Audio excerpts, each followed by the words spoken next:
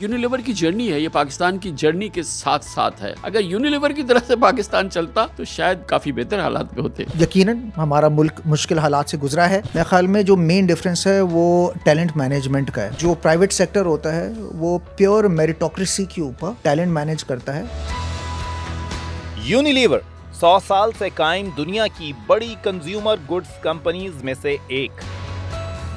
Unilever ने बहुत ज़्यादा मार्केट डेवलपमेंट के ऊपर काम किया, लोगों को सिखाया कि किस तरह पाउडर से कपड़े धोने हैं या शैम्पू से बाल धोने हैं। वो कपड़े धोने वाले साबुन से नहीं धोने बिकॉज उससे बाल खराब हो जाएंगे। ये सच बोला था या ये कि नहीं, बिल्कुल सच बोला था। हम मोटर भी असेंबल करते हैं और हम साबुन भी असेंबल करते हैं। एज अ कंट्री हमने कभी इस तरह फोकस किया ही नहीं बिकॉज हम इम्पोर्ट ड्रिवन रहे, शॉर्ट टर्म फोकस्ड रहे। हमने लोकल मार्केट को बिल्ड ही नहीं किया। यूनिलीवर की प्रोडक्ट्स 190 ममालिक में फरोख्त होती हैं। दुनिया के 3.4 बिलियन लोग रोजाना यूनिलीवर की मसनूआत इस्तेमाल करते हैं। जो सबसे बड़ा प्रॉब्लम है इंटेलेक्चुअल प्रॉपर्टी जो है प्रोटेक्शन नहीं है। ग्राहक की कंप्लेन आती है जी मैंने आपका लक्ष्य इस्तेमाल किया, प्रोडक्ट सही नहीं था। फिर हम जब टेक्निकल लैब में उसको जो एनालाइज करते हैं पता चलता है कि जी तो जाली प्रोडक्ट है। सो हमारा तकरीबन कोई 8 से 10% जाली होता है। टोटल टैक्स में पे करता हूँ वो तकरीबन कोई 45 से 50% में टैक्स पे करता हूँ। बिल्कुल सही। तो मेरी कॉस्ट ऑफ डूइंग बिजनेस ज्यादा होती है एज कम्पेयर टू जो अनडॉक्यूमेंटेड में ऑपरेट कर रहा है। अगर आपसे कहा जाए कि यार पाकिस्तान की इकोनॉमी को डिजिटाइज करना है, कितना टाइम लगेगा? मेरे ख्याल में अगर इंटेंट हो तो टाइम नहीं लगना चाहिए। हमारा इकोसिस्टम तो बन गया है, हर किस्म का ई वॉलेट हमारे मुल्क में मौजूद है। और सबसे अच्छा काम तो स्टेट बैंक ने रास के थ्रू किया कि आपका अपना मोबाइल नंबर ही आपका अकाउंट नंबर बन गया। मोबाइल कंपनी से बहुत अच्छा काम किया है, ठीक है। बैंकों से ज्यादा अच्छा मोबाइल कंपनी काम कर गई है। अगर हम इसको इम्प्लीमेंट कराना चाहें तो हम तमाम का तमाम पेमेंट उसको डिजिटाइज कर दें। पाकिस्तान में यूनिलीवर 75 साल से बिजनेस कर रही है। 30 से ज्यादा ब्रांड हैं। For the first time in the history of our country 3 consecutive साल के अंदर जो क्यूमुलेटिव इन्फ्लेशन हुई वो तकरीबन 75% हुई।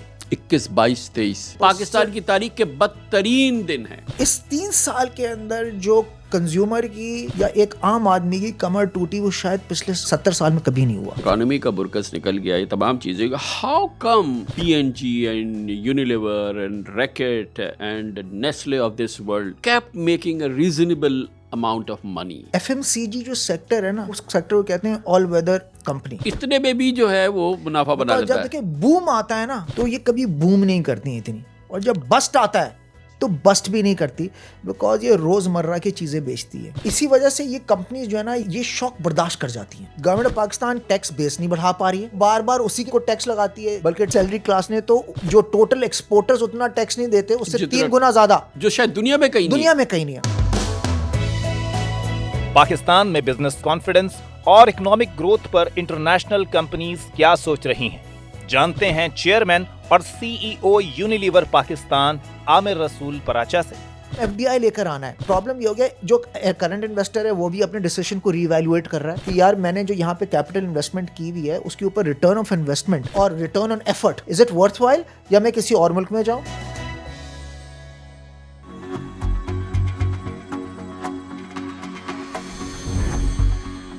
बहुत बहुत शुक्रिया सर, आपने हमें ज्वाइन किया है। यूनिलीवर की सबसे अच्छी इंटरेस्टिंग बात यह है कि जैसे ही तकसीम हुई और पार्टीशन के फ़ौरन बाद ही यूनिलीवर पाकिस्तान आ गया and didn't look back since then. जो यूनिलीवर की जर्नी है ये पाकिस्तान की जर्नी के साथ साथ है। पाकिस्तान ने भी अल्लाह के करम से तरक्की बहुत की है लेकिन बड़ी स्ट्रगल की है। यूनिलीवर ने परहैप्स उतनी स्ट्रगल नहीं की जितनी पाकिस्तान ने स्ट्रगल की। तो ये जो हमारा सरकारी निज़ाम और जो एक प्राइवेट निज़ाम साथ साथ चला, तो मुझे इसमें बड़ी दिलचस्प सूरत हाल नज़र आ रही है कि अगर यूनिलीवर की तरह से पाकिस्तान चलता तो शायद काफ़ी बेहतर हालात में होते। जी बिल्कुल, बहुत बहुत शुक्रिया कामरान भाई to invite me at this podcast. बिल्कुल आपने सही बताया कि यूनिलीवर पाकिस्तान के अंदर उसकी वही उम्र है जो आज पाकिस्तान की उम्र है। पाकिस्तान की पैदाइश हुई 1947 14 अगस्त को और यूनिलीवर पाकिस्तान के अंदर 1948 के अंदर आ गया था। और इसने शुरुआत रहीम यार खान से की थी और उस वक्त नवाब सादिक के साथ एक अरेंजमेंट हुई थी। और जो हमारा वेजिटेबल ऑयल था डालडा, जो कि हम लोगों ने 2003 के अंदर हमने बेच दिया था, वहाँ से शुरुआत हुई थी। और उसके बाद लेके अब तक रहीम यार खान के बाद फिर ब्रुक बॉन्ड को भी एक्वायर किया, लिप्टन भी ब्रुक बॉन्ड एक्वायर हुआ, उसके बाद आइसक्रीम का पूरा बिजनेस सेटअप किया गया, फिर बेस्ट फूड से कनौर भी एक्वायर हो गया। तो कंपनी प्रैक्टिकली प्रोग्रेस करती रही पिछले 75 साल के अंदर, और यकीनन हमारा मुल्क मुश्किल हालात से गुजरा है। उसके उतार चढ़ाव कंपनी में नहीं भी देखे, ऐसी बात नहीं है, बिकॉज जारी बात है जिस मुल्क के अंदर आप काम कर रहे होते हैं और जो मुल्क के हालात आ रहे होते हैं वो कंपनियों के ऊपर भी हालात आ रहे होते हैं। हाँ, ये एक बात हम डिबेट कर सकते हैं कि मुल्क उस मुश्किल हालात को किस तरह मैनेज करता है, और एक प्राइवेट सेक्टर, एक प्राइवेट कंपनी उन हालात को किस तरह मैनेज करती है। मेरे ख्याल में वो ज़रा बेहतर तरीके से एक्चुअली मैनेज कर पाती है, और इस वजह से वो अपने आप को प्रोग्रेस करती रहती है, उसको सेटबैक नहीं मिलता। तो मेरे ख्याल में पाकिस्तान भी लर्न कर ले इन प्राइवेट सेक्टर से कि किस तरह मुश्किल हालात हैं तो किस तरह मैनेज किया जाए, तो बेहतर होगा। बताइए, क्योंकि आपसे पहले किए जब आपने यूनिलीवर से ज्वाइन किया, मगर पाकिस्तान के लिए जाहिर है कि बहुत बड़ा मोमेंट था जब पाकिस्तान 2 लख्त हो गया। 71 में जब तकसीम हो गया, यूनिलीवर भी तकसीम हो गया होगा। बिल्कुल हो गया। आपने कैसे मैनेज किया? अच्छा, इंटरेस्टिंग बात है, जो जब ये तकसीम हुआ तो उस वक्त यूनिलीवर का पाकिस्तान से ही सब कुछ था। तो इस वक्त यूनिलीवर बांग्लादेश के अंदर गवर्नमेंट के तकरीबन कोई 40% शेयर्स हैं, इंटरेस्टिंगली। तो जब मेरी बात हुई वहाँ के चेयरमैन से, मैंने कहा ये बांग्लादेश गवर्नमेंट के पास गवर्नमेंट इन्वेस्टेड है यूनिलीवर में, 40% शेयर है। तो मैंने कहा ये 40% शेयर यूनिलीवर गवर्नमेंट के पास कहाँ से है? मैंने कहा पूरी दुनिया में ऐसा नहीं है। तो उसने मुझे बताया कि जब ये इंडिपेंडेंस हुई तो ये एक्चुअली शेयर्स थे पब्लिक के। ठीक है। अच्छा, पब्लिक के अंदर कोई सामने नहीं आया ये बोलने के लिए कि ये मेरे शेयर हैं, शेयर होल्डिंग। तो जब क्योंकि ये शेयर होल्डिंग तो 30-40% पब्लिक की थी, ठीक है, और पब्लिक में कोई सामने नहीं आया कि मेरे शेयर हैं। शायद उन हालात होंगे उस वक्त कि अपनी आइडेंटिटी डिस्क्लोज नहीं करना चाहते होंगे, तो उस वक्त यूनिलीवर खुद तो नहीं ले सकती थी, पब्लिक की थी। तो फिर गवर्नमेंट ने वो 40% शेयर ले लिए at no cost. Okay, free में, बिकॉज कोई डिक्लेयर करने को ही नहीं था। सही बात। तो गवर्नमेंट ने उसको ले लिए। तो आज तक वो प्रैक्टिकली आज भी 40% शेयर वो यूनिलीवर के गवर्नमेंट ऑफ बांग्लादेश के साथ। तो यूनिलीवर पाकिस्तान में तो डीलिस्ट हो गई है, मगर बांग्लादेश में अभी लिस्टेड है। अभी लिस्टेड है बिकॉज वहाँ पे गवर्नमेंट के स्टेक्स हैं।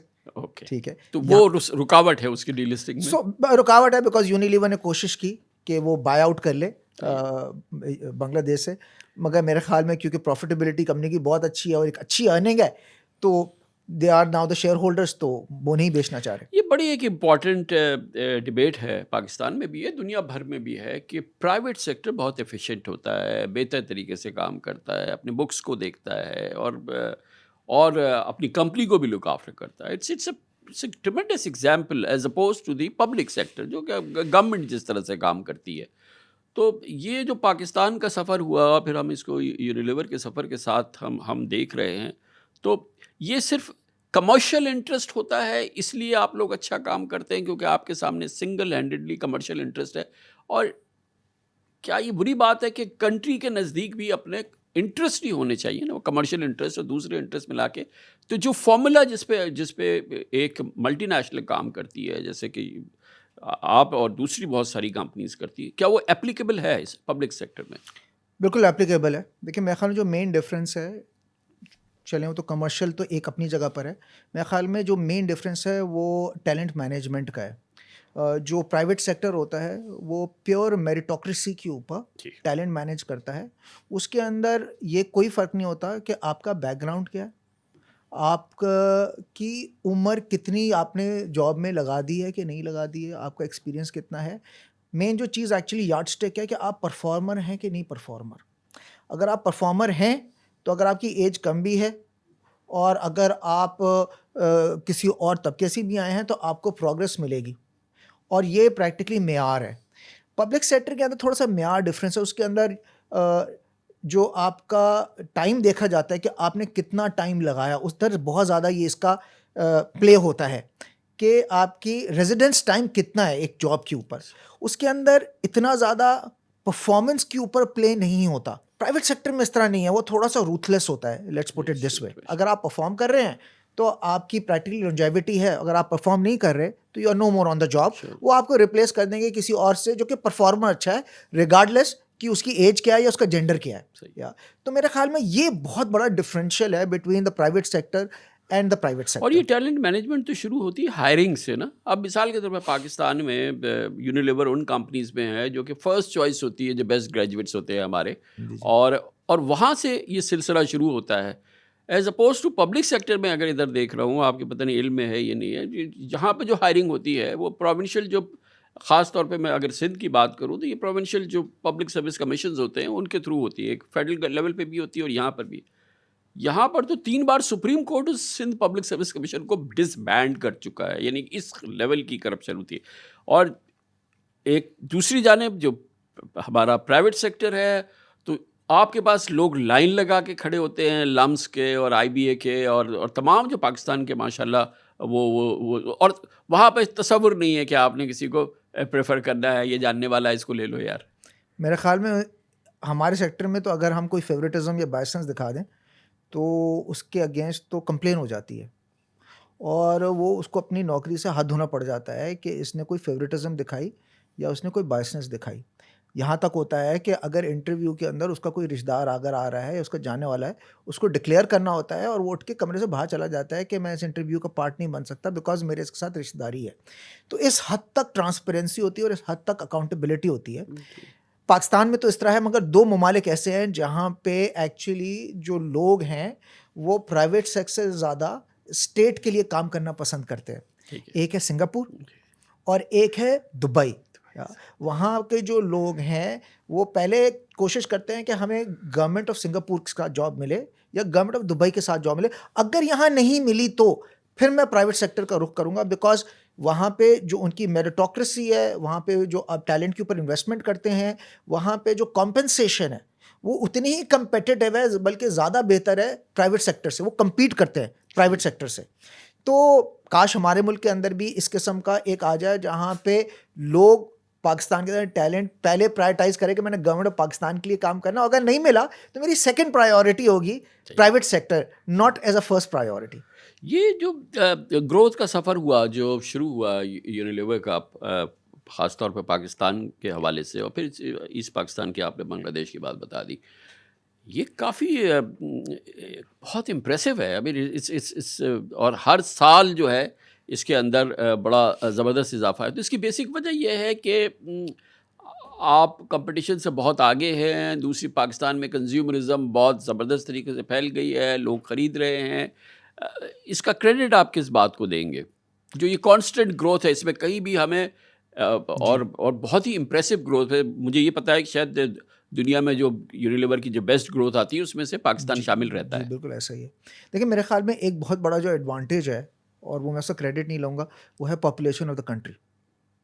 क्योंकि जब आप कंज्यूमर गुड्स के अंदर आप ऑपरेट कर रहे होते हैं, अगर आपके पास पॉपुलेशन बेस बड़ी है और वो हर साल और बढ़ती चली जा रही है, क्योंकि ये भी आपको पता होगा कि दुनिया में one of the highest population growth Pakistan की है। सालाना तकरीबन कोई 5 से 6 मिलियन लोग और ऐड कर लेते हैं, विच इज़ इक्विवेलेंट हर साल, जो कि पूरी न्यूजीलैंड एज अ कंट्री की पॉपुलेशन के बराबर है, या आयरलैंड के बराबर है, या यूएई के बराबर है। तो एक साल में आप उतनी पॉपुलेशन जनरेट कर लेते हैं। तो हमारा तो इंटरेस्ट इसके अंदर होता है, क्योंकि हम लोगों ने तो टूथपेस्ट बेचनी होती है, साबुन बेचना होता है, या शैम्पू बेचना होता है। तो जितने मुंह और जितने हाथ धोने के लिए या जितने मुंह धोने के लिए, उतने बिजनेस की एक्सपेंशन होती है। सो एक तो रीज़न ये रही कि पाकिस्तान की जो पॉपुलेशन थी, फॉर एग्जांपल 1947 के अंदर बिफोर द स्प्लिट, टोटल जो इस खत्ते की पॉपुलेशन थी वो 400 मिलियन थी। आज इस खत्ते की पॉपुलेशन 400 से उठ के 1.8 बिलियन के ऊपर आ गई है। तो कोई कितनी 4 गुना भी ज़्यादा बढ़ गई। तो एक तो वो बहुत एडवांटेज मिला। दूसरा एडवांटेज ये मिला कि जब यूनिलीवर यहाँ पर आया तो पैकेज गुड्स का कॉन्सेप्ट नहीं था। खुला होता था, साबुन खुला होता था, पाउडर खुला होता था, चाय खुली होती थी, हर चीज़ खुला होती थी। तो यूनिलीवर ने उस वक्त आके बहुत ज़्यादा मार्केट डेवलपमेंट के ऊपर काम किया, अच्छी प्रोडक्ट क्वालिटी दी, लोगों को सिखाया कि किस तरह पाउडर से कपड़े धोने हैं, या टी बैग से किस तरह चाय बनानी है, या शैम्पू से बाल धोने हैं। वो कपड़े धोने वाले साबुन से नहीं धोने बिकॉज उससे बाल खराब हो जाएंगे। जी। तो वो एक एजुकेशनल जॉब बहुत की। ये सच बोला था या ये कि नहीं, बिल्कुल सच बोला था। ऐसे ही डराया था, नहीं, स्कैम किया था? नहीं, बिल्कुल, दो अलग टेक्निकल प्रॉपर्टीज है। अच्छा। तो बहुत ज्यादा 50 साल तो एजुकेशनल काम किया, कंज्यूमर्स को सिखाया कि ये क्यों अच्छा है, ये क्यों बुरा है, ये इस्तेमाल किस तरह करना है।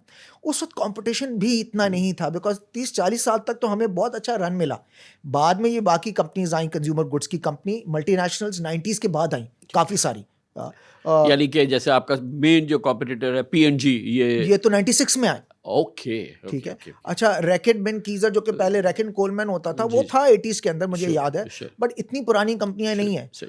उसके बाद जो लोकल कंपनीज हैं वो तो और भी बहुत देर से आई। मतलब मार्केट आपने बनाई, यूनिलीवर ने हमें तो बेसिकली पैकेज प्रोडक्ट किया। सो वो जो फर्स्ट मूवर एडवांटेज ठीक है। जिसको हम कहते हैं, Right. वो हमने उठाया और उसको हमने बेनिफिट लिया। मगर अब अगर पिछले 20 साल में देखें तो वो फर्स्ट मूवर एडवांटेज आपका साथ दिया, बट अब मार्केट बहुत कंपेटिटिव हो गई है। अब प्रैक्टिकली मार्केट के अंदर बहुत ज़्यादा इंटरनेशनल प्लेयर्स भी हैं और बहुत अच्छे लोकल प्लेयर्स भी हैं जो कि बेहतर नहीं तो एज गुड एज मल्टीनेशनल्स, और कुछ ऐसी एरिया हैं जहाँ पे they are even better than multinationals. तो जब ये कंपटीशन होता है तो मेन जो बेनिफिशियरी होता है वो ग्राहक होता है, वो पीपल ऑफ द कंट्री होते हैं। बिकॉज जब कंपटीशन आता है तो प्राइसेस भी लोअर होती हैं, क्वालिटी बेहतर होती है, वैल्यू कंज्यूमर को ज़्यादा अच्छी मिलती है, चॉइसेस ज़्यादा मिलती हैं। तो वो मेरे ख्याल में अगले 20 साल के अंदर ये इसमें बहुत डेवलप है और आगे आने वाले सालों में और ज़्यादा कंज्यूमर को बेनिफिट मिलेगा इसका। कंज्यूमर को बेनिफिट मिलेगा और साथ साथ कंपनी को भी बेनिफिट मिलता है। ये फरमाइएगा कि पाकिस्तान का एक प्रॉब्लम ये है कि we are import based economy, हमारी हर चीज़ इंपोर्ट बेस्ड होती है और मतलब और हमारी एक्सपोर्ट भी इंपोर्ट बेस्ड है सारी सिचुएशन। तो ये जो आपकी जो सेल्स है, जो आपकी प्रोड्यूस है, इसमें कितना है इंपोर्ट का एलिमेंट, कितना है इसमें? देखिए, कोविड से पहले तकरीबन कोई हम लोग जो इंपोर्ट करते थे रॉ मटेरियल, वो तकरीबन कोई 75 से 80% के बीच इंपोर्ट करते थे। हालांकि जितनी भी प्रोडक्शन है हमारी ऑन साइट है, 99.9% प्रोडक्शन हमारी पाकिस्तान के अंदर है। सो कोई भी फिनिश प्रोडक्ट हम ना होने के बराबर लेकिन import आमिर करते भाई, हैं। ये पाकिस्तान के लिए, सॉरी थोड़ा जी, सा जी, जी। डिस्ट्रैक्ट कर रहे हैं, कि जी। हमारे लिए ये एक बड़ा मसला है कि हम मोटर भी असेंबल करते हैं और हम साबुन भी असेंबल करते हैं, हम बिल्कुल। क्रीम भी असेंबल करते हैं और हम मोटरसाइकिल को भी असेंबल करते हैं। ये तो बहुत बड़ा मसला है। हम इसमें यूनिलीवर क्यों जिम्मेदार नहीं है कि कम से कम साबुन का तो 100% आप यहाँ पे अपना इंतजाम कर लेते हैं, APIs जो भी हो सो उसकी। देखिए, आज अल्हम्दुलिल्लाह जितनी भी, मैं प्रोडक्शन से स्टार्ट होता हूँ, 100% प्रोडक्शन जितनी भी हमारी home and personal care products की, आइसक्रीम की, फूड्स की, जब तक चाय थी तब उसकी भी, और डालडा की, 100% प्रोडक्शन इन पाकिस्तान। कोई फिनिश प्रोडक्ट इंपोर्ट नहीं होता था, पहली बात ये। दूसरी बात ये कि जो रॉ मटेरियल पाकिस्तान के अंदर है, अनफॉर्चुनेटली आज अल्हम्दुलिल्लाह हम 25 से उठा के 60% लोकल इंपोर्ट पे चले गए हैं। ओके। तो हमने पिछले 3-4 साल में बहुत सफ़र किया है लोकल। ये देखिए, सप्लायर आपकी मार्केट डेवलप होनी पड़ती है, और तब कहीं अच्छा सप्लायर भी तब आता है जब उसको इकोनॉमीज ऑफ स्केल मिलते हैं। फॉर एग्जांपल, मैं एग्जांपल देता हूँ, आपने साबुन की बात छेड़ी। साबुन के अंदर मेन जो इंग्रेडिएंट इस्तेमाल होता है वो पाम ऑयल इस्तेमाल होता है। ठीक है, पाम ऑयल की सबसे बड़ी जो कंट्री है जो कि पाम ऑयल प्रोड्यूस करती है वो है इंडोनेशिया या मलेशिया। दुनिया भर के अंदर आपको ये तो कंपोनेंट इंपोर्ट करना पड़ेगा। पाकिस्तान का तो पाम ऑयल एक्चुअली ना ट्रॉपिकल है ना हम लोग ये करते हैं, बट काफ़ी ऐसी हैं जहाँ पे आप सब्स्टिट्यूट्स ले सकते हैं। अनफॉर्चुनेटली एज अ कंट्री हमने कभी इस तरफ फोकस किया ही नहीं, बिकॉज हम इंपोर्ट ड्रिवन रहे और शॉर्ट टर्म फोकस्ड रहे। हमने लोकल मार्केट को बिल्ड ही नहीं किया। ऑन द कॉन्ट्री हमारी नेबरिंग कंट्री ने उसको बड़ा अच्छा बिल्ड किया, और इसका हमें बेसिकली नुकसान पता चला जब कोविड हुआ। जब कोविड हुआ और पूरी दुनिया जब शट डाउन हो गई और पता चला कि जितने भी खाम माल आप इंपोर्ट करते हैं वो पोर्ट के ऊपर लॉक पड़े हुए हैं, और अब आपकी जो है ना, अगर आप लोकल प्रोडक्शन भी नहीं कर पा रहे बिकॉज आपके पास खाम माल ही नहीं आया, तब हमें अंदाज़ा हुआ कि लोकल सब्स्टिट्यूशन कितनी इंपॉर्टेंट है। और उसके बाद ना सिर्फ हमने, पूरी इंडस्ट्री ने ये एक सफ़र किया, और आज हम 60 से तकरीबन कोई 20 से 60% तक पहुंच गए हैं, और हम समझते हैं मैक्सिमम 70-75 तक चले जाएंगे। इससे आगे नहीं जा पाएंगे क्योंकि काफ़ी ऐसी चीज़ें हैं जो आपको लोकल नहीं मिल सकती हैं। अच्छा, ये बताएं कि अब जिस इकॉनमी में आप काम कर रहे हैं, जहाँ पे इस लेवल की ग्रोथ आपको मिली है, ये वो इकॉनमी है जो कि बहुत ही टोटली अनडॉक्यूमेंटेड इकॉनमी है। ख़ास तौर पे जिस सेक्टर में आप डील कर रहे हैं, वहाँ तो सारा कैश इकॉनमी है, सब कुछ कैश इकॉनमी है। तो आप इसमें, और आई एम श्योर कि जो यूनिलीवर है और इस जैसी जितनी कंपनी है, ये टू द कोर डॉक्यूमेंटेड है विद इन देमसेल्फ। उसमें सवाल ही पैदा नहीं होता जी कि कोई, as far as I would vouch के जी कि कोई टैक्स फैक्स चोरी वोरी ये वो कोई काम नहीं है इस तरह का। तो ये टू लिव टुगेदर और ये इस इकॉनमी में चलना और इतने डॉक्यूमेंट होना, ये जो स्ट्रगल है, ये थोड़ी सी एक्सप्लेन करें कि इसमें कैसे सरवाइव किया आपने। सो पहली बात तो आपने बिल्कुल सही की है कि यूनिलीवर का ग्लोबल प्रोटोकॉल जिस तरह बताया 190 कंट्री के अंदर, ये कंपनी प्रैक्टिकली अपनी सेल तो लूज़ कर लेगी मगर रेपुटेशन लूज़ करने के लिए बिल्कुल भी तैयार नहीं है। क्रेडिबिलिटी को नहीं टच करेंगे, ज़ाहिर है। वो कहेंगे यार अगर बिजनेस 2 नंबर से करना है तो हम बिजनेस बंद कर देंगे, जी। उस कंट्री से एग्जिट कर लेंगे, अगर 2 नंबर से बिजनेस नहीं करेंगे बिकॉज एक कंट्री में नहीं, हम 190 कंट्रीज के अंदर ऑपरेट करते हैं, तो रेपुटेशन के ऊपर कोई आंच नहीं आनी चाहिए। तो आप बात सही कर रहे हैं कि जो भी काम होता है एज पर द बुक्स होता है, एज पर द लॉ होता है 100%। मुश्किल है बिकॉज जिस इकॉनमी में आप ऑपरेट कर रहे हैं जहाँ पे एक तो अनडॉक्यूमेंटेशन है, उसके ऊपर उस जो सबसे बड़ा प्रॉब्लम है इंटेलेक्चुअल प्रॉपर्टी जो है, प्रोटेक्शन नहीं है। प्रोटेक्शन नहीं है। सही। तो कोई भी आपका इन्फ्रिंज्ड प्रोडक्ट बना देगा, वो फेयर काउंटरफीट लवली बना बना देगा रहा है या वो लक्स बना रहा है या बेइंतहा। वो सो हमारा तकरीबन कोई बेसिकली एस्टिमेट है ओह माय कि गॉड, हमारा अच्छा, कोई 8 से 10% जाली होता है। जाली होता है। 8 से 10%, माय गॉड। अच्छा, जो प्रोडक्ट जितना कामयाब होता है उसका उतना फेक अच्छा, आता है। ये एक बड़ी इंटरेस्टिंग बात है क्योंकि एज ए लेमैन मेरा ख्याल ये था कि दवाएं जाली बनती हैं, दूध में पानी मिला देते हैं, पत्ती में कुछ मिला देते हैं, मिर्चों में कुछ कर देते हैं, तो वो तो चले मिलावट हो गई, मगर जाली लक्स बनाना, जाली सर्फ बनाना, जाली जो भी आपकी सारे ब्रांड हैं, 8 से 10% चीज़ें जी जाली बननी और आप उसको कुछ नहीं कर सकते। देखिए, आप हम यही है कि हमारे पास एक पूरी टीम है जो कि रेड्स करती है, ठीक है। अब वो कितनी रेड कर लेगी बिकॉज हम लॉ एनफोर्सर तो नहीं है ना, हम लॉ एनफोर्स तो नहीं कर सकते। हम तो बता सकते हैं कि ये जाली प्रोडक्ट हो रहा है, फिर हमें कुछ तो हम लोग रेड्स के थ्रू करते हैं। कुछ लेकिन ग्राहक की कंप्लेन आती है, जी मैंने आपका लक्ष्य इस्तेमाल किया, उसके अंदर ये कंप्लेन आ गई, आपका प्रोडक्ट सही नहीं था। हम कहते हैं जी आप अपना प्रोडक्ट भेजें, फिर हम जब टेक्निकल लैब में उसको जो एनालाइज करते हैं पता चलता है कि जी तो जाली प्रोडक्ट है। तो ये एक सबसे बड़ा चैलेंज जो आप पूछ रहे हैं इस अनडॉक्यूमेंटेड इकोनॉमी के अंदर, जो सबसे बड़ा चैलेंज है वो ये है। अच्छा, दूसरा सबसे बड़ा चैलेंज ये है कि लेवल प्लेइंग फील्ड नहीं मिलती आपको। जाहिर बात है, मेरा आज जो टोटल टैक्स मैं पे करता हूँ एंड टू एंड, वो तकरीबन कोई 45 से 50% मैं टैक्स पे करता हूँ। बिल्कुल सही तो है। मेरी कॉस्ट ऑफ डूइंग बिजनेस कहीं ज़्यादा होती है एज कंपेयर टू जो अनडॉक्यूमेंटेड में ऑपरेट कर रहा है। भले वो जाली नहीं बना रहा, उसका अपना एक ब्रांड है, बिल्कुल वो अपना ब्रांड बना रहा है, बट वो तमाम टैक्सेस एवेड करता है, तो उसकी कॉस्ट ऑफ डूइंग बिजनेस बहुत कम है। तो जब वो मार्केट में जाके प्रोडक्ट रखता है और मेरी प्राइस उससे ज़्यादा होती है, तो कहता है कि यार ये प्रोडक्ट तो सस्ता मिल रहा है तो मैं ये खरीदूंगा। वो क्यों सस्ता मिल रहा है? बिकॉज उसने तो प्रैक्टिकली वो 50% टैक्स ही नहीं पे किया जो मैंने पे किया हुआ है, या मेरी जैसी और कंपनी जो डॉक्यूमेंटेड इकॉनमी का पार्ट है। तो लेवल प्लेइंग फील्ड नहीं होती, जिसकी वजह से नुकसान क्या है? नुकसान ना सिर्फ कंपनी का है बल्कि उससे ज़्यादा नुकसान गवर्नमेंट ऑफ पाकिस्तान का है। बिकॉज जब ग्राहक को तो नहीं पता कि ये टैक्स पेयर है नहीं या नहीं है, ग्राहक तो बेसिकली जाएगा दुकान के अंदर, बोलेगा इसकी कीमत कम है, ये मैं ले लेता हूँ, उसने इस्तेमाल किया, उसने का प्रोडक्ट भी अच्छा है, तो क्या होगा, उसकी सेल बढ़नी शुरू हो जाएगी, जो कि प्रैक्टिकली डॉक्यूमेंटेड का पार्ट नहीं है। और जो गवर्नमेंट हमसे टैक्स हम देते थे, हमारी सेल बढ़ती थी और ज़्यादा टैक्स मिलता था, अब उसको वहाँ से लॉस होना शुरू हो गया। तो ये तो लॉस 3 वे लॉस है।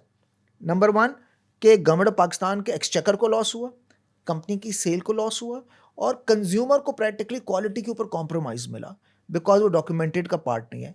इट्स डिफ़िकल्ट, बट मैं ये नहीं कहूँगा कि हम लोग उससे डरे या हम उससे पीछे हटे। हमें इस चीज़ के ऊपर लगे, हम कंज्यूमर को बेस्ट इन क्लास प्रोडक्ट देंगे, क्वालिटी के ऊपर कॉम्प्रोमाइज़ नहीं करेंगे, और हम इंश्योर करेंगे कि हमारा प्रोडक्ट पूरे पाकिस्तान के हर मोहल्ले में, हर शहर में, हर गांव के अंदर, हर दुकान में, हर गली में मौजूद हो। और अल्हम्दुलिल्लाह आपके जो कॉलीग्स हैं जो इंडिया में, बांग्लादेश में, वहाँ पर भी ये प्रॉब्लम है? होगा, बट इतना नहीं है। मैं अब आपको एग्जांपल दूं, मेरा टर्की जाना हुआ, ठीक है, वहाँ पे मैं एक दुकान पे खड़ा था, मैंने उससे पूछा कि इनफ्रिंज प्रोडक्ट कितना होता है, तो उसने पहले थोड़ी देर तो पॉज करके मेरी तरफ देखा कि ये क्या कह रहा है, तो मैं समझा उसको समझ नहीं, मैंने कहा काउंटरफिट, फेक प्रोडक्ट। तो जब मैंने उसको फेक कहा तो उसने कहा फेक, बोला हाँ, तो कोई फेक तो कोई नहीं है, बोला यानी कि पूरी इंडस्ट्री में के अंदर फेक प्रोडक्ट है ही नहीं, तो no, zero, we don't have any fake products. So ये एक इंडस्ट्री होती है जो कि बेसिकली अब ब्रीडिंग ग्राउंड से बढ़ती चली जाती है। अब हमारे मुल्क में क्योंकि हमने उसको कंट्रोल नहीं किया, वो बढ़ती चली जा रही है। क्योंकि ये तो कोई तसव्वुर नहीं कर सकता ना यहाँ दुबई के अंदर कि कोई जाली प्रोडक्ट दे दे, या कोई सिंगापुर में कोई सोचे कि मैं जाली प्रोडक्ट दे दूँ, और भी दुनिया के तमाम ऐसे मुल्कों में। और इस लेवल की अगर वो हो रही है तो और ये बगैर ज़ाहिर है कि देखिए लॉ तो हमारा बहुत अच्छा है, लॉ तो है, लॉ बहुत अच्छा है, इन्फोर्समेंट नहीं है, या और दैट्स द प्रॉब्लम कि हम इन्फोर्स नहीं कर पा रहे उसको। ये एक प्रॉब्लम है जो कि मेरे ख्याल में हर डॉक्यूमेंटेड जो कंपनी है वो उसको फेस कर रही है। खाली यूनिलीवर का मसला नहीं है, दवाइयों की कंपनी उनका भी मसला है, लूब्रिकेंट्स जितनी भी हैं उनका 2 नंबर होता है, बेइंतहा नंबर होता है। जितना भी यूज्ड ऑयल होता है जो आप बेसिकली जाके अपने क्रैंक शाफ्ट से अपना पूरा जो ऑयल आप अपना डिस्चार्ज करा के नया ऑयल डालते हैं, वो ऑयल रीप्रोसेस होता है और वो दोबारा से रीपैक हो जाता है। तो हर इंडस्ट्री का ये प्रैक्टिकली मसला है, कहीं ज़्यादा कहीं पे कम। ये बताइए कि ये टर्नओवर है सेवरल बिलियन डॉलर्स का, ये इसमें तो मेरे ख्याल में 80% 70% कैश है, ये कैसे मैनेज करता है यूनिलीवर? देखिए हमने तो प्रैक्टिकली जो हमारा पूरा जो सेल सिस्टम है वो तो हमने डिस्ट्रीब्यूटर्स के हवाले किया हुआ है, वो हम डायरेक्ट नहीं मैनेज करते हैं। तो हमारे तकरीबन कोई 300 साढ़े 300 डिस्ट्रीब्यूटर्स हैं पूरे मुल्क पाकिस्तान के अंदर।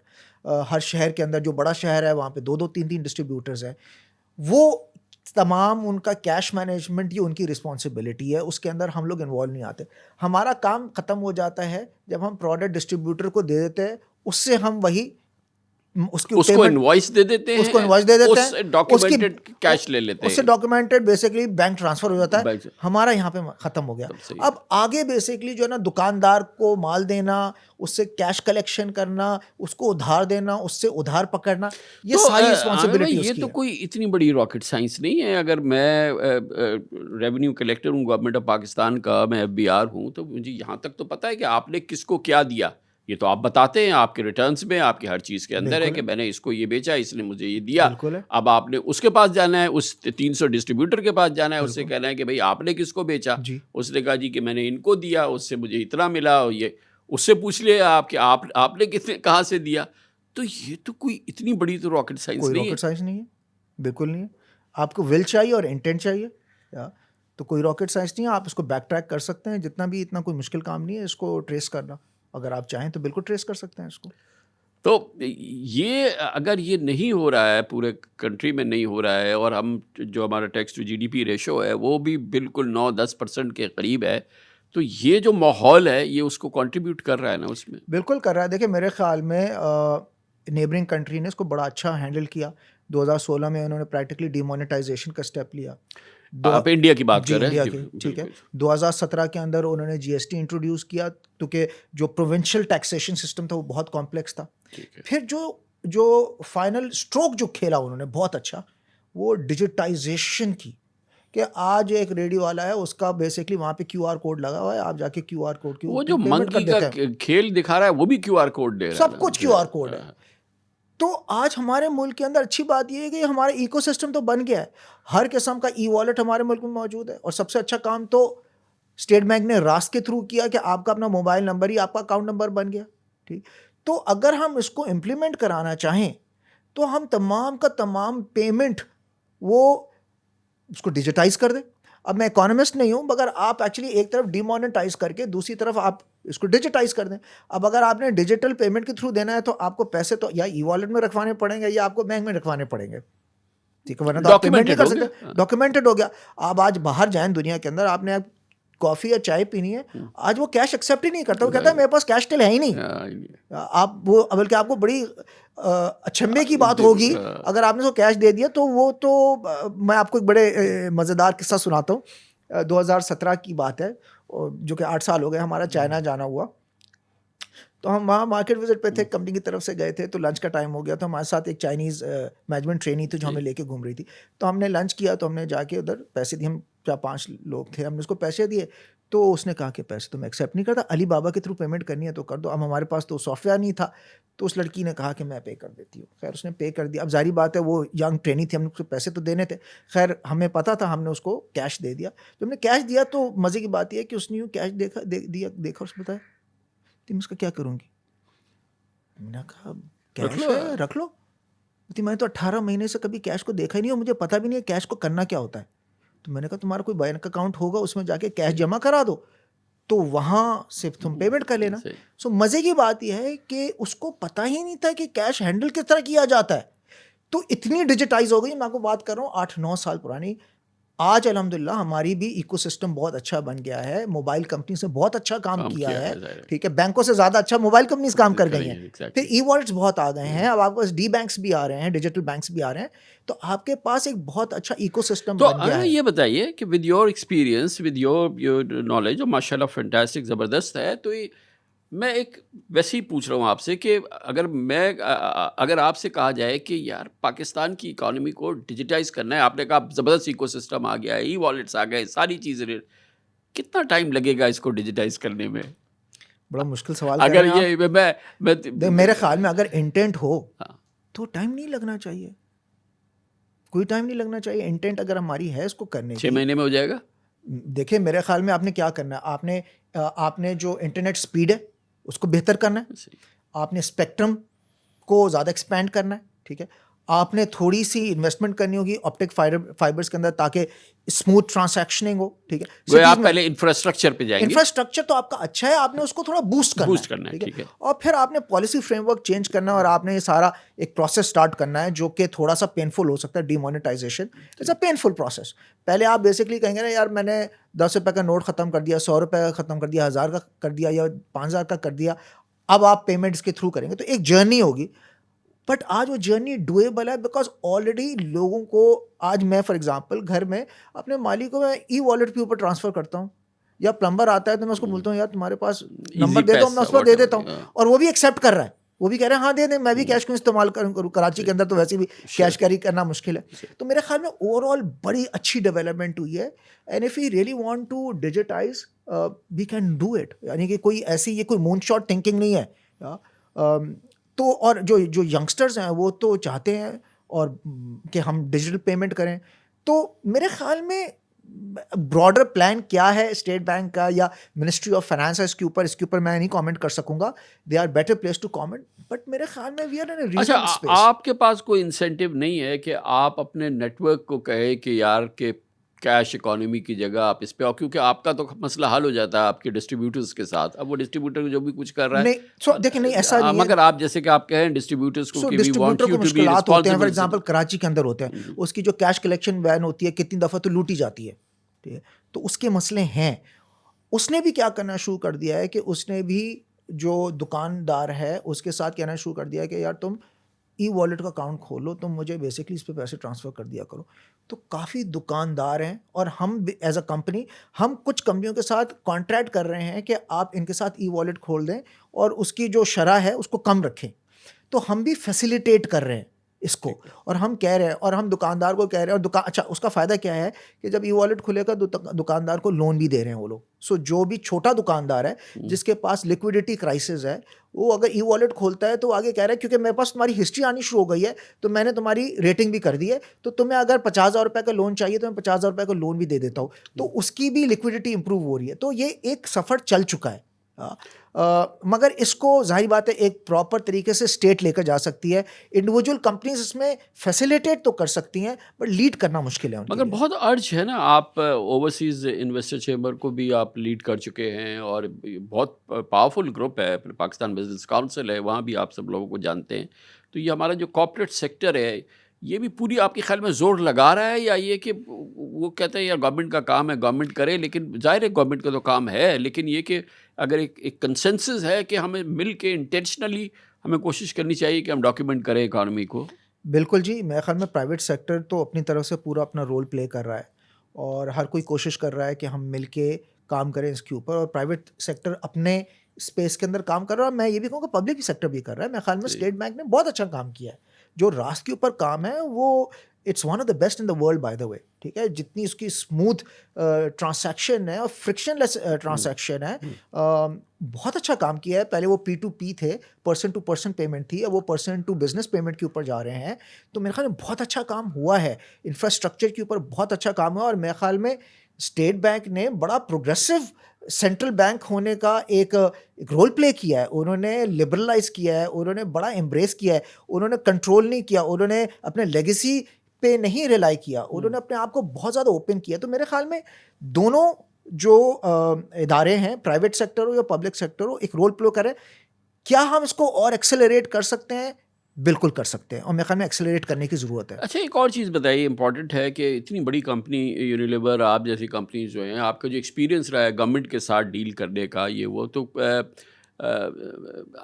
एज एन ऑब्जर्वर हमारे ख्याल में ज़ाहिर है कि ये एक डिफ़िकल्ट जर्नी रही होगी। तमाम जो जिस तरह से गवर्नमेंट काम करती है, ब्यूरोक्रेसी काम करती है, वो सारी चीज़ें कही हैं। कहीं आपको कुछ बेहतरी के आसार भी नज़र आए कि क्योंकि आप लोगों का एक्सपीरियंस बड़ा इंपॉर्टेंट है, यानी आपका फीडबैक भी बड़ा इंपॉर्टेंट है, कि गवर्नमेंट पे कहीं उम्मीद की शमा की कोई रोशनी कहीं किसी सरकारी इदारे में आपको नज़र आती है कभी? देखिए, एक उदाहरण को तो मैं डेफिनेटली कॉल आउट करूँगा, क्योंकि उनके साथ हमारी बहुत ज़्यादा इंटरेक्शन रही पिछले 3 साल के अंदर, जब हमारा मुल्क काफ़ी मुश्किलात के साथ से गुज़र रहा था, और वो है स्टेट बैंक ऑफ पाकिस्तान। और क्यों उनके साथ मेरी इंटरेक्शन रही? क्योंकि ज़ाहिर बात है, ओवरसीज़ की कंपनी जितनी भी हैं, उनका प्रॉफिट एक रिपैट्रिएट होना होता है सही। अपने हेडक्वार्टर्स को, प्रिंसिपल्स को। और आपको इल्म ही भी होगा कि 2 साल तक पाकिस्तान रिपैट्रिएट नहीं कर नहीं कर सका, सका। और इस नॉन रिपैट्रिएशन के दौरान करेंसी भी हमारी आधी डिवैल्यू हो गई। डिवैल्यू हो गई। जी। तो डबल वैल्यू क्रिएट हो गई। तो ऐसे वक्त के अंदर हमने स्टेट बैंक के साथ बहुत ज़्यादा हमने इंटरेक्शन रखा, और टू बी ऑनेस्ट जितने प्रोफेशनली उन्होंने इस मामलात को हैंडल किया, और क्योंकि उन्होंने प्रोफेशनली हैंडल किया, तो प्राइवेट सेक्टर ओवरसीज़ कंपनी ने भी बहुत ही प्रोफेशनली उसको रेसिप्रोकेट किया, और उन्होंने बड़ा अपोलोजेटिकली ये इस चीज़ को एक्सेप्ट किया कि ये नहीं होना चाहिए था, बट मुल्क के हालात ऐसे हैं। मगर फिर उन्होंने जो एक प्रॉमिस किया कि जैसी हमें विंडो मिलेगी, हम ऑनर करेंगे ना सिर्फ आपके जो प्रॉफिट्स हैं, बल्कि आप लोगों ने जो प्रॉफिट्स मुख्तलिफ इदारों में पार्क किए हुए हैं, जिसके ऊपर आप एक इंटरेस्ट अर्न कर रहे हैं, और बाय लॉ आप प्रॉफिट ऑन प्रॉफिट नहीं रिपैट्रिएट कर सकते, बट क्योंकि 2 साल से हम आपको नहीं करने दे रहे, तो जब भी हम विंडो खोलेंगे, हम प्रॉफिट ऑन प्रॉफिट भी आपको रिपैट्रिएट करने देंगे। और मैं बड़ी खुशी से कह सकता हूँ कि पिछले कोई 12 महीने के अंदर स्टेट बैंक ने तकरीबन कोई $2.5 अरब रिपैट्रिएट किया, और आज उनके पास कोई बैकलॉग नहीं है। हर कंपनी की उन्होंने पेमेंट कर दिया है, बल्कि खाली इस 3 महीने के अंदर $500 बिलियन उन्होंने रिपैट्रिएट किया है। तो मैं टू बी ऑनेस्ट बहुत इम्प्रेस्ड हूँ। जो हमारे एक तो अच्छा, स्टेट बैंक ने खाली अभी नहीं, बल्कि जब कोविड भी आया था, तो जो पूरी मॉनेटरी पॉलिसी थी बहुत प्रोग्रेसिव थी डॉक्टर रजा बाकिर के वक्त के अंदर। जी, जी। काफ़ी कंपनीज थी जो कि क्योंकि बिजनेसेस बंद हो चुके थे, एम्प्लॉयज़ तो अपनी जगह पे खड़े हुए थे, और वो कैश फ्लो का प्रॉब्लम हो गया था, और कंपनीज जो है वो पे नहीं कर पा रही थी एम्प्लॉयज़ की सैलरीज। तो ऐसे वक्त में स्टेट बैंक ने कहा कि हम आपको 3 महीने का इंटरेस्ट फ्री लोन देते हैं, आप अपने एम्प्लॉयज़ की सैलरीज पे करें। तो मेरे ख्याल में स्टेट बैंक एक वो वाहिद इदारा है जो कि एक मॉनेटरी पॉलिसी बहुत ही रिस्पॉन्सिबली अदा कर रहा है इन द लिमिटेड कंस्ट्रेंट्स। उनके पास भी कंस्ट्रेंट्स हैं, सारी चीज़ें शायद टिक मार्क नहीं होंगी, बट मेरे ख्याल में ये एक इदारा है जो बहुत प्रॉमिसिंग इदारा है। जो आप अपने हेडक्वार्टर्स में रिपोर्ट करते हैं कि ये कि पाकिस्तान में हम स्टेट बैंक के साथ डील करते हैं, तो ये हमें बड़ा प्रोफेशनल जी रिस्पांस मिला है। बिल्कुल बिल्कुल। एक और जो बड़ा चैलेंज रहा है पिछले 3-4-5 सालों में, एक तो आप लोगों के लिए शायद सबसे बड़ा चैलेंज ये था कि आप अपने डिविडेंड्स रिपैट्रिएट नहीं कर पा रहे। फिर इन्फ्लेशन हुआ बहुत ज़बरदस्त, फिर इंटरेस्ट रेट बहुत ज़्यादा बढ़ गए, और ये अभी जैसे कि अब तो खैर माशाल्लाह ठीक हो गया, 22-23-24% प्रैक्टिकली जो था। और फिर जो महंगाई बढ़ी, ये सारी चीज़ जो हुई, और महंगाई क्या जो बढ़ रही है उसका एहसास तो आप ही की चीज़ ख़रीद के होगा, आवाम जब वो आपकी दुकान पे आपकी चीज़ जाएगा।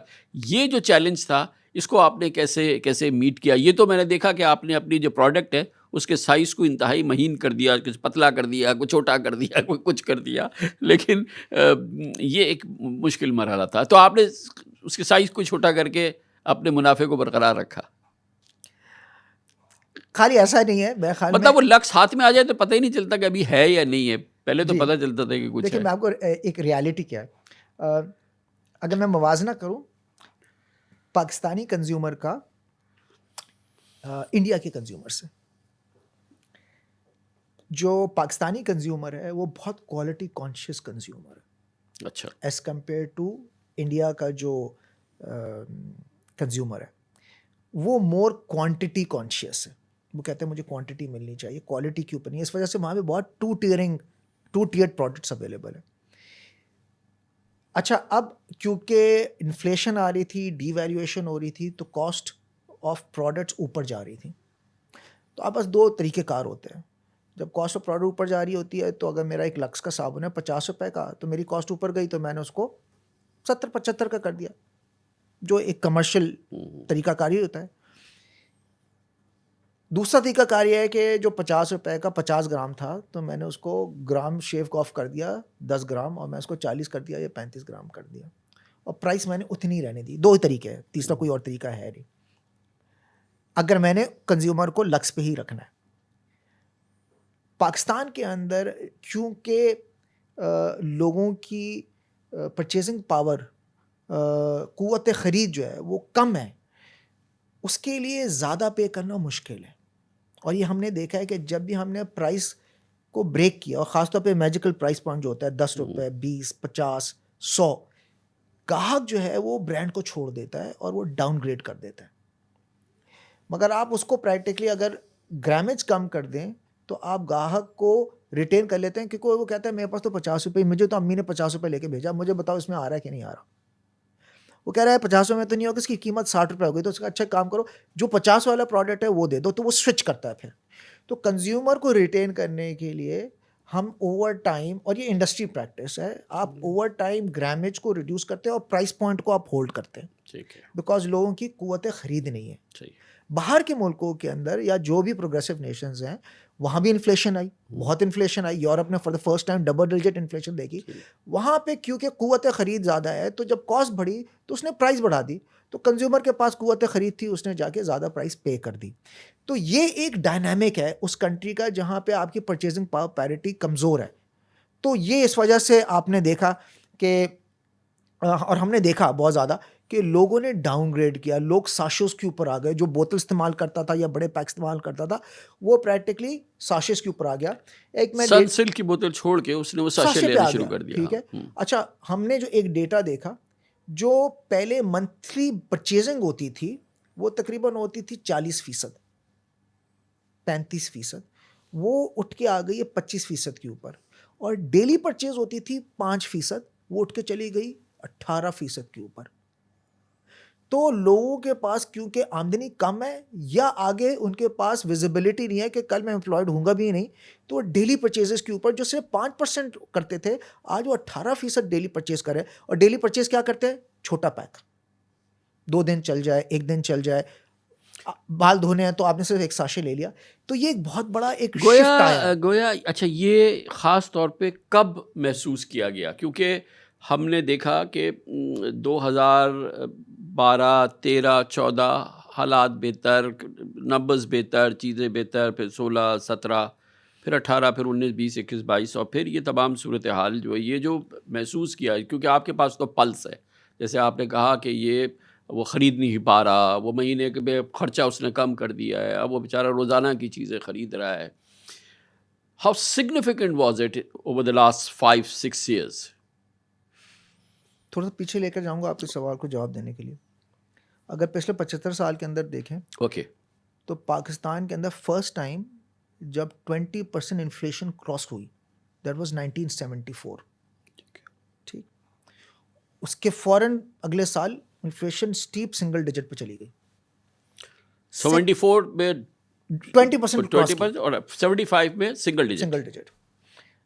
सेकेंड टाइम जो उसने 20 क्रॉस किया वो 2008 में, जब दुनिया के अंदर लीमन ब्रदर क्राइसिस स्टार्ट जी हुआ। जी जी, और आपको पता है ऑयल प्राइसेस उठी और $150 पर बैरल पे चली गई। 160, ठीक। वो सेकेंड टाइम पाकिस्तान के इन्फ्लेशन 22-23 आई, और उसके फौरन बाद अगले साल सिंगल डिजिट स्टीप पे चली गई। जैसे IMF के पास गए हुए हो जाता है। थर्ड टाइम आपकी जो इन्फ्लेशन डबल डिजिट पे गई, वो गई 2021 में। उसने कोई 20% क्रॉस किया, 25। Second year 30%, third year 23%, for the first time in the history of our country 3 consecutive साल के अंदर जो क्यूमुलेटिव इन्फ्लेशन हुई वो तकरीबन 75% हुई 21, 22, 23 3 साल। तो आप समझें कि 75% पाकिस्तान की तारीख के बदतरीन दिन है महंगाई के लिहाज से। ये डेटा है, खाली महंगाई के लिहाज से नहीं हुआ, क्योंकि इन्फ्लेशन हुआ तो एक्सचेंज रेट भी नीचे गया, सब कुछ हुआ, तो वो भी डॉलर डबल हो गया, सब कुछ हुआ। तो इस 3 साल के अंदर जो कंज्यूमर की या एक आम आदमी की कमर टूटी वो शायद पिछले 70 साल में कभी नहीं हुआ। तो न सिर्फ आम आदमी की कमर टूटी, उसका भुरकस निकल गया, कारोबार का भुरकस निकल गया और मुल्क की मायाशी सेहत का भुरकस निकल गया। और जाहिर है कि ये पाकिस्तान के लिए सबसे ज़्यादा चैलेंजिंग, इवन मोर देन 71 जब मुल्क 2 लाख हो गया था। बिल्कुल। तो ये जो पिछले 3 साल के अंदर जो इन्फ्लेशन डेटा दिखा रहा हूँ, अब शुक्र अल्हम्दुलिल्लाह कि अब कहीं जाके फॉर द फर्स्ट टाइम ये जो 6-7% का जो इन्फ्लेशन आया है, albeit on a very high base, हम कह तो रहे हैं 6%, मगर 6% बहुत बड़े बेस के ऊपर है। ये जाहिर तो हम कह रहे हैं कि बहुत छोटा नंबर है, मैथमेटिकली अगर आप इसको कैलकुलेट करें तो आज भी ये 75% के ऊपर 6 है। सही है, ठीक है। तो क्यूमुलेटिवली तकरीबन अगर आप 2020 दिसंबर से प्राइस उठाए 2000 तो तकरीबन 80 से 85% की टोटल क्यूमुलेटिव इन्फ्लेशन आ चुकी। सही है। सो जो चीज़ 1 रुपए की बेचती थी या 100 रुपए की बिकती थी, आज वही चीज़ 180-190 रुपए। अच्छा, 3 साल के अंदर किसी की आमदनी तो 80 या 90% से ऊपर नहीं गई, या तो आमदनी भी 80-90% चली जाती और चीज़ें 80-90% महंगी हो जाती हैं, तो कहते हैं कि ठीक है यार कोई बात नहीं, मेरी आमदनी भी।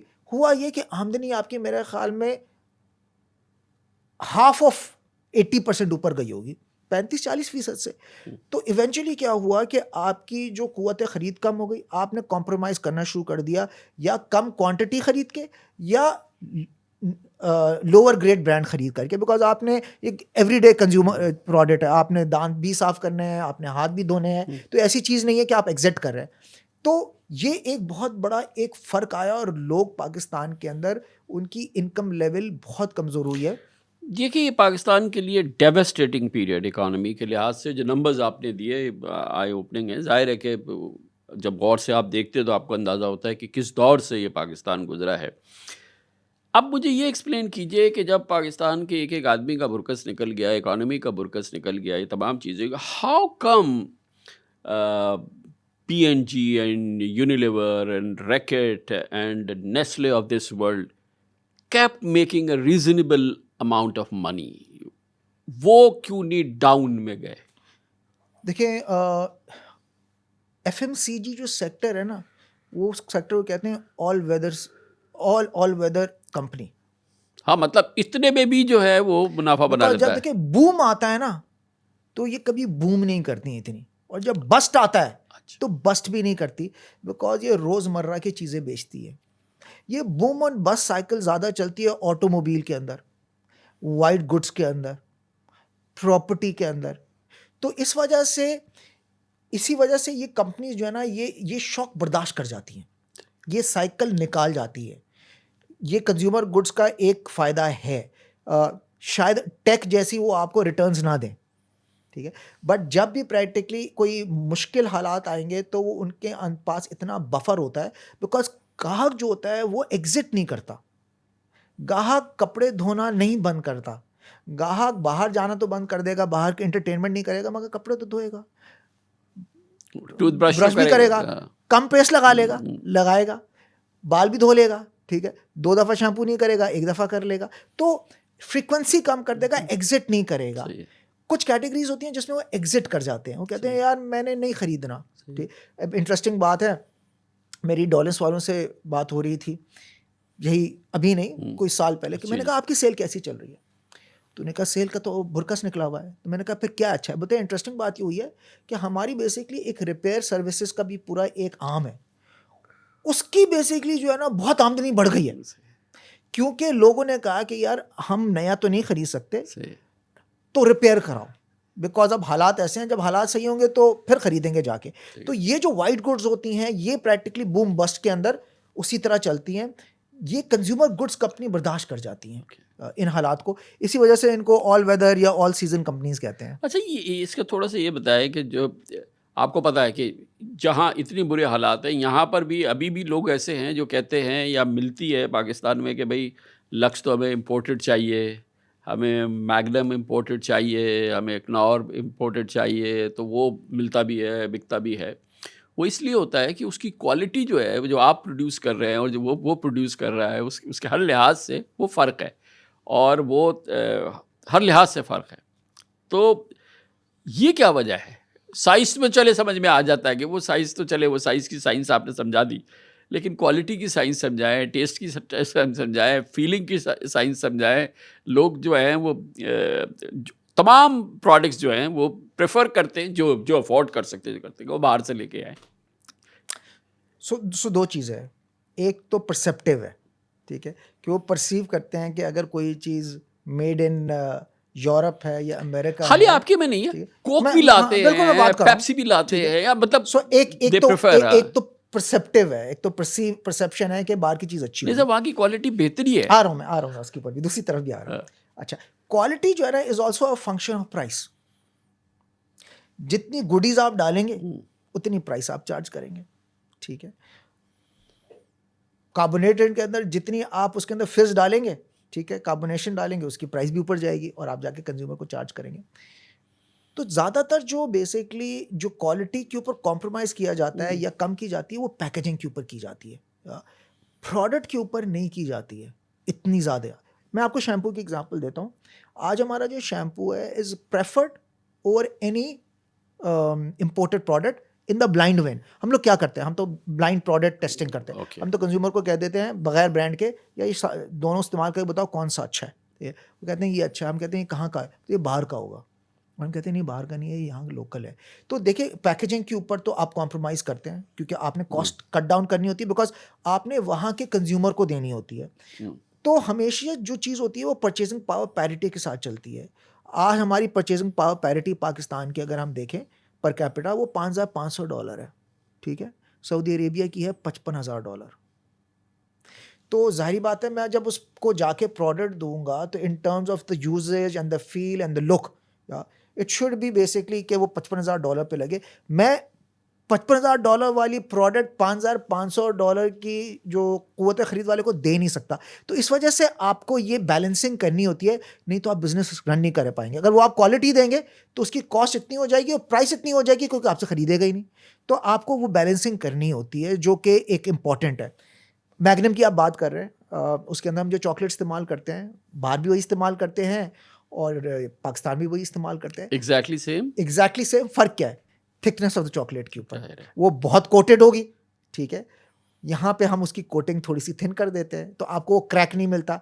बट क्वालिटी इसके ऊपर कॉम्प्रोमाइज़ नहीं है। हाँ, क्रैक में या थिकनेस के ऊपर है, तो बट करते हैं बिकॉज हमने यहाँ के जो ग्राहक है उसको सामने रखा हुआ है और हमने उसकी कुव्वत खरीद को सामने रखा हुआ है। मगर जो एक्सपेंसिव प्रोडक्ट्स हैं हम वो वही देते हैं बिकॉज हमें पता है कि जो वो ग्राहक है वो अफोर्ड कर सकता है, उससे आप जो प्राइस मांगेंगे। और पाकिस्तान को हम कहते हैं 2 स्पीड इकोनॉमी है, ये बहुत अमीर तबका भी है, बहुत गरीब तबका भी है। तो हम अब 2 किस्म के प्रोडक्ट्स मार्केट में डालते हैं। तो ये कैसे दुनिया के मुल्कों में देखा है कि हमारे जैसे हालात थे, फिर हालात बदले भी, अनडॉक्यूमेंटेड भी थे, फिर डॉक्यूमेंटेड भी हो गए। पीपीपी जो थी वो हमारी जैसी थी, अब बड़ी ज़बरदस्त हो गई। आपने सऊदी अरब 55,000 का, चले वो दूसरी बात है। तो इसमें मेन इंग्रेडिएंट क्या है जो कौमें जो हैं वो इन हालात से, क्योंकि हमारी तो बेहतर थी, हम और ख़राब हो गए, ये क्या हुआ? आप बिल्कुल सही कह रहे हैं। 90s तक तो हम तो लीडिंग कंट्री थे साउथ एशिया में। 90s के बाद हमारा रिवर्स हो गया, उनका भी रिवर्स हो गया, ठीक है। वो प्रोग्रेस की तरफ निकल गए, हम रिग्रेशन की तरफ निकल गए। देखो, 2-3 कंपोनेंट्स हैं और हमें इनको 3 लेंस से देखने की ज़रूरत है। एक है इकोनॉमिक लेंस है, एक सोशल लेंस है और एक बेसिकली आपकी साइकोलॉजिकल वेलबीइंग लेंस है। ये 3 लेंस से आप देखेंगे। इकोनॉमिक लेंस से शुरू करते हैं। हमारे जो इकोनॉमिक जो डाउनफॉल शुरू हुआ वो इस तरह हुआ कि एक तो हमने अपने आप को डिपेंड किया हुआ था on the funds flowing from abroad. हम आपको पता है IMF के कस्टमर रहे हैं, ठीक है, 24 प्रोग्राम्स 24 प्रोग्राम्स, ठीक है। तो हम एक तो डिपेंडेंस रही, या हमें CPEC में पैसे मिल गए या हमें प्रैक्टिकली अफगान वॉर की वक्त पैसे मिलते रहे, तो हमारी डिपेंडेंस रही। तो हमने अपना लोकल गवर्नेंस फ्रेमवर्क इतना अच्छा नहीं चलाया बिकॉज हमें बाहर से फंडिंग मिल जाती थी, हमें उतनी एफर्ट नहीं करनी पड़ी to earn that income. Second ये कि इंस्टेड ऑफ लिबरलाइजिंग और डीरेगुलेट करें प्राइवेट सेक्टर को, हमने प्राइवेट सेक्टर को कंट्रोल करना शुरू कर दिया, और हमारा स्टेट जो है ना कैपिटलिस्ट यानी कि बिजनेस के अंदर आना शुरू हो गया। तो ओवर टाइम बेसिकली हमारे जो स्टेट ओन्ड कैपिटलिज्म स्टार्ट हुआ और प्राइवेट सेक्टर को प्रैक्टिकली वो स्पेस नहीं मिली। ऑन द कॉन्ट्री 90s के बाद इंडिया के अंदर प्राइवेट सेक्टर को लिबरेट कर दिया गया। आप सिंगापुर की स्टोरी उठा के देखें, बिटवीन 53 ईयर्स, आज से 50 साल पहले वो थर्ड वर्ल्ड में था, आज वो फर्स्ट वर्ल्ड के अंदर आता है। उसने क्या किया, उसने पहले दरवाजे खोल दिए फॉरेन इन्वेस्टर्स के लिए, फिर उसने कहा कि मैं आपको 100% इंटेलेक्चुअल प्रॉपर्टी राइट्स की प्रोटेक्शन दूंगा, आपका कोई जाली कोई चीज़ नहीं बनेगी, और रेगुलेशन इतना ट्रांसपेरेंट होगा जिसकी कोई इंतहा नहीं है। विद इन 1 डे आप पूरा 1 डे ऑपरेशन है, विंडो ऑपरेशन है। यही तो दुबई ने भी किया, यही दुबई ने किया, जी। ठीक है। हमारी कोई प्रैक्टिकली कोई स्ट्रैटेजी ही नहीं रही। आज हम बात करते हैं FDI की, हमारे मुल्क के अंदर FDI आए, ठीक है, और हम भाग रहे हैं मुख्तलिफ इन्वेस्टर्स के पीछे, बट दूसरी तरफ हम क्या कर रहे हैं कि हम कॉर्पोरेट टैक्स को बढ़ाते चले जा रहे हैं। अच्छा, अब जो भी इन्वेस्टर आएगा वो बोलेगा मैंने यहाँ पे प्रॉफिट कमाना है। अगर आप 50% के ज़ुमरे के अंदर आप प्रॉफिट दे रहे हैं तो कोई भी इंटरेस्टेड नहीं होगा। और एक जो मैं बड़ी अच्छी एग्जांपल आपके साथ शेयर करना चाहता हूँ वो है आयरलैंड की। 5 मिलियन की टोटल पॉपुलेशन, 1980s के अंदर जो कॉर्पोरेट टैक्स रेट था वो 50% था, और टोटल उनके पास जो FDI सालाना आती थी 1 अरब या 1.5 अरब डॉलर आती थी। वो टाइम उन्होंने स्ट्रैटेजी बनाई कि जब हमें प्रैक्टिकली यहाँ पे फॉरेन इन्वेस्टमेंट चाहिए, उन्होंने over time corporate tax rate गिराने शुरू किए। 50 से लेके वो लेकर आए 40, 28, 18 और आज 12.5% है। गेस करें कि ये जो गिराते गए इसके साथ साथ दूसरी तरफ FDI बढ़ता चला गया, और आज ऑन एवरेज ईयरली वो तकरीबन 45 से 40 अरब डॉलर FDI अपने मुल्क में लेकर आते हैं, बिकॉज हर दूसरी कंपनी अपना वहाँ पे ऑपरेशन स्टार्ट करना चाहती है, बिकॉज कॉर्पोरेट टैक्स रेट 12.5% है। उनको इंसेंटिव नज़र आया। तो हमारी स्ट्रैटेजी नहीं समझ आ रही है कि एक तरफ हम तो अच्छा, ये तो हमारे तो टू द कॉन्ट्ररी, हमारा तो जो इन्वेस्टर या हमारा जो एंटरप्रेन्योर, जो हमारा वेल्थी है, वो तो बाहर जा रहा है कि भाई अब मैं नहीं सह सकता ये, वो नहीं सह सकता। अच्छा, गवर्नमेंट ऑफ पाकिस्तान क्यों उसको मजबूर हो रही है करने के? बिकॉज वो टैक्स बेस नहीं बढ़ा पा रही है, तो वो बार बार उसी के पास जाती है, उसी को टैक्स लगाती है, या तो कंपनी हो या तनख्वाहदार तबका हो। आपको पता है सैलरी क्लास के ऊपर भी टैक्स बर्डन बढ़ता चला जा रहा है, बल्कि टैक्स सैलरी क्लास ने तो आज जो टोटल एक्सपोर्टर्स उतना टैक्स नहीं देते, उससे 3 गुना ज़्यादा, जो शायद दुनिया में कहीं नहीं है। तो प्रॉब्लम ये हुआ कि हम लोग बेसिकली एक ट्रैप में फंस गए और हम उस विशियस साइकिल से निकल नहीं पा रहे, उसको हम प्रैक्टिकली वर्चुअस साइकिल में कन्वर्ट नहीं कर पा रहे। हम वही लोग जो टैक्स नेट हैं उनको कर रहे हैं, और दूसरी तरफ हम कह रहे हैं हम FDI लेकर आना है। देखिए, अब प्रॉब्लम ये हो गया, जो करंट इन्वेस्टर है वो भी अपने डिसीजन को रीवैल्यूएट कर रहा है कि यार मैंने जो यहाँ पे कैपिटल इन्वेस्टमेंट की हुई है उसके ऊपर रिटर्न ऑफ इन्वेस्टमेंट मेरा बेसिकली, और रिटर्न ऑन एफर्ट, 2 चीज़ें, इज इट वर्थवाइल, या मैं किसी और मुल्क में जाऊँ। और दूसरा, बाहर वाला आने से पहले जब अपनी पूरी होमवर्क करता है वो कहता है यार प्रॉफिट के ऊपर अगर मुझे 50% टैक्स देना पड़ेगा, corporate tax, workers participation fund, workers welfare fund, super tax, bank के ऊपर तो बेसिकली एक और ज़्यादा है, तो वो कहता है कि नहीं यार मेरी तो फिजिबिलिटी रिपोर्ट नहीं बनती। अच्छा, फिर कॉस्ट ऑफ डूइंग बिजनेस बहुत ज़्यादा है, एनर्जी की कॉस्ट बहुत ज़्यादा है, रिपैट्रिएशन के अपने एग्जाम्पल्स हैं।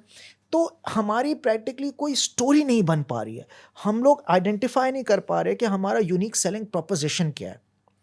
तो ये तो इकोनॉमिक स्टोरी है, और इसी वजह से हम हर 2-3 साल बाद इस ट्रैप में फंस जाते हैं। बड़ी अच्छी बात है अल्हम्दुलिल्लाह कि पिछले कोई 6-7-8 महीने के अंदर हमारे मैक्रो इकोनॉमिक इंडिकेटर्स अच्छे होने शुरू हुए हैं। हमारे रिजर्व $11 बिलियन पे चले गए हैं, हमारी डीवैल्यूएशन पिछले 15 महीने से नहीं हुई है, बल्कि थोड़ी अप्रिसिएशन हुई है। हमारे करंट अकाउंट जो डेफिसिट था वो पिछले कोई तकरीबन 2-3 महीने के अंदर हमें सरप्लस मिला है। हमारी रेमिटेंसेस रिकॉर्ड हाई आई हैं 40% की। ये बड़ी अच्छी एक खुशाइन बात है। Sure. मगर जो दूसरी बात करने के लिए है, थोड़ी मैं टाइम ज़्यादा ले रहा हूँ, जो कि हमारी ज़ीरो उसके ऊपर फोकस है, यार हमारे सोशल इंडिकेटर्स क्या हैं। और उसका मेन बेसिकली जो इंडेक्स है वो है HDI, जो कि ह्यूमन डेवलपमेंट इंडेक्स है। और जो 3 चीज़ें मेजर करता है, हेल्थ एक्सेस, एजुकेशन एक्सेस और इनकम। और अगर आप रैंकिंग देखें तो 2000 में हमारी रैंकिंग थी 148 आउट ऑफ 191 कंट्रीज़। आज हमारी रैंकिंग 163 है, हम 15 पॉइंट्स और गिर गए हैं।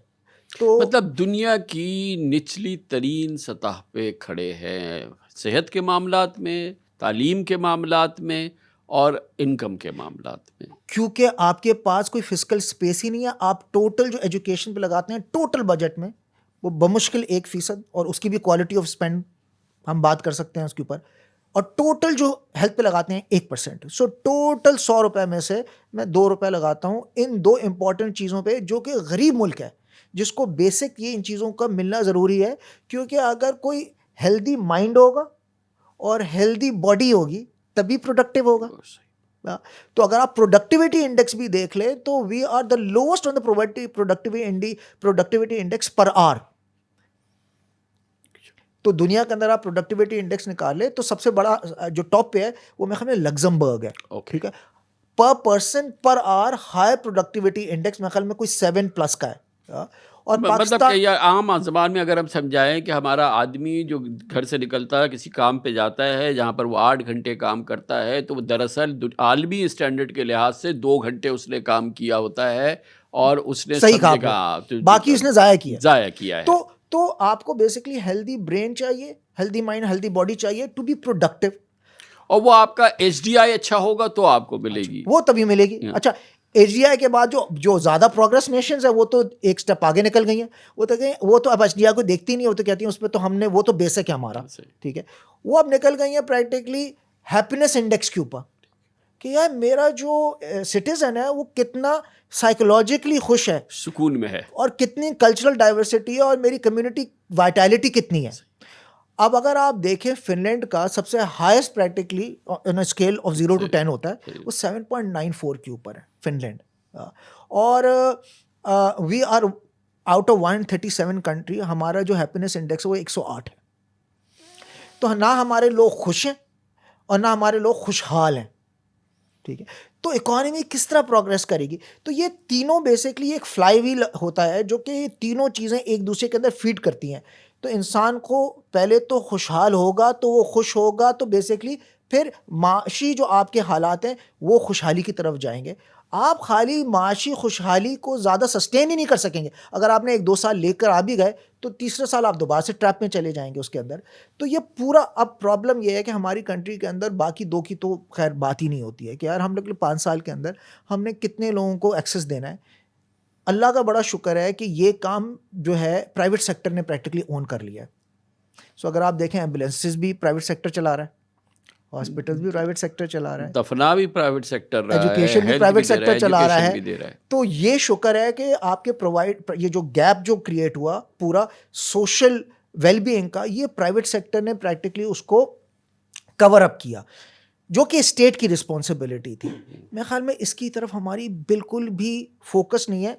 हमारा इस तरफ फोकस आएगा तो एक हम लोगों का एक जो विशियस साइकिल क्रिएट हुआ है, ये वर्चुअस साइकिल में क्रिएट बन जाएगा, और फिर हमारी इकोनॉमी प्रोग्रेस करेगी और हम लोग एक हाई वैल्यूड इकोनॉमी हो जाएंगे।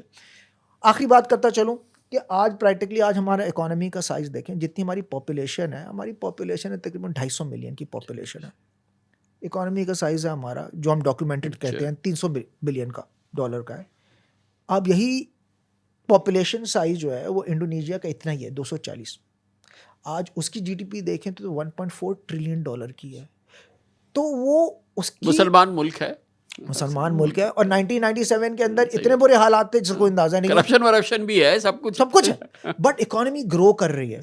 तो जो ग्लोबल इन्वेस्टर होता है वो वहाँ पे जाता है, वो कहता है अगर मैंने यही लक्स का साबुन इसको बेचना है, फॉर एग्जांपल मैं आपको एग्जांपल दे दूं, आज यही लक्स का साबुन जब मैं बेचता हूँ सऊदी अरब के अंदर, तो मैं 5 दिरहम का बेचता हूँ।